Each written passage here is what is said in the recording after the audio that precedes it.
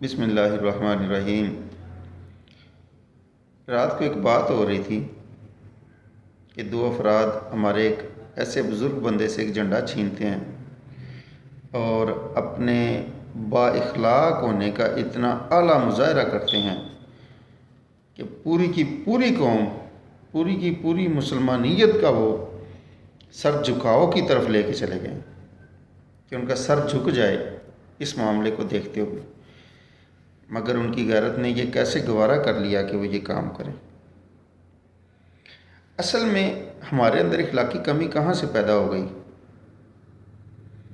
جب میں چھوٹا تھا تو تب ہم نے یہ بات سنی تھی کہ 7 سال کا بچہ جو ہوتا ہے اس پر نماز فرض ہو جاتی ہے،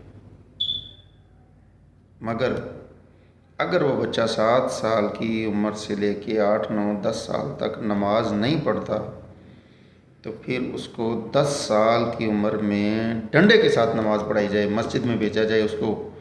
زبردستی۔ آخر کون سی ایسی وجہ تھی کہ اس کو مسجد میں بھیجنا کہہ دیا گیا کہ ہاں مسجد میں اس کو بھیجنا ہے یا مسجد میں جا کے نماز پڑھے؟ وہ اس لیے تھا کہ تاکہ وہاں پر جو لوگ ہیں وہ ان کے ساتھ اٹھے بیٹھے، ان کے ساتھ باتیں کرے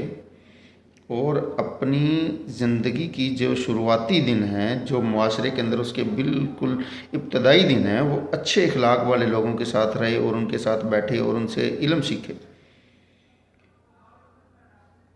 مگر ایسا نہیں ہوا، اور ایسا نہیں ہو رہا بدقسمتی کے ساتھ۔ ہم اپنے بچوں کو صرف اور صرف تعلیم دے رہے ہیں، تربیت نہیں دے رہے۔ اب ایک بچہ جو 5 سال کا جیسے ہی وہ گھر سے باہر نکلتا ہے تو سب سے پہلے اس نے باہر نکل کے اپنے ساتھ چند دوست ڈھونڈنے ہیں جو اس کے ساتھ کھیل سکیں، جو اس کے ساتھ اپنی زندگی کی ایکٹیویٹی شروع کر سکیں۔ اگر تو وہ بچے کو اچھے ماحول والے کچھ چند دوست مل گئے تو اس کا کیا مطلب ہے کہ وہ اچھا بن جائے گا، اور اگر اس بچے کو برے ماحول والے دوست ملے تو کیا ہوگا؟ تو پھر وہ بچہ برا ہی بنے گا۔ اب بات یہ ہے کہ میں نے ایک بات سنی ہے جو بڑی کسی عقل مند انسان نے ایک ایسی بات کہی ہے کہ ایک انسان کے بچے کو اور درخت کو، جو درخت کا چھوٹا بچہ ہوتا ہے، ان کو آپ صرف بچپن میں سیدھا کر سکتے ہیں، اس کے بعد آپ ان کو سیدھا نہیں کر سکتے۔ اب ہمارے بھی بچے ہیں، ہر انسان کے اللہ تعالیٰ نے ماشاء اللہ اس کو بچے دیے ہوئے ہیں،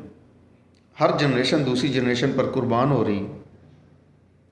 تو اب ہم یہ چاہتے ہیں کہ ہمارے بچے اچھے بنیں۔ اب وہ اچھے کیسے بنیں گے؟ ہم تو ان کو اچھا نہیں بنا رہے، ہم تو ان کو صرف کتابیں پڑھا رہے ہیں کہ ہاں کتابیں پڑھو، مگر ان کی تربیت نہیں کر رہے۔ ان کی تربیت میں یہ چیز شامل ہونی چاہیے تھی کہ جب بچہ باہر سے گھر واپس آئے تو آ کے وہ اپنی والدہ کے ہاتھوں کو چومیں، باہر والے اس کو اس چیز کا احساس دلائیں کہ بیٹا جی آپ کی مما آپ کے لیے سارا دن کام کرتی ہے، آپ نے گھر جا کے ان کے ہاتھوں کو چومنا ہے،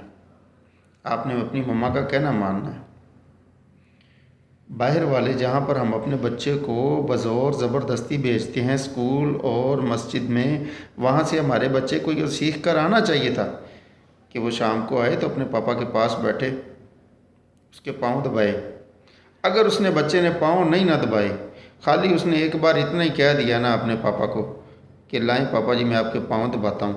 آج میں نے استاد سے یہ بات سیکھی ہے، تو جو والد ہے نا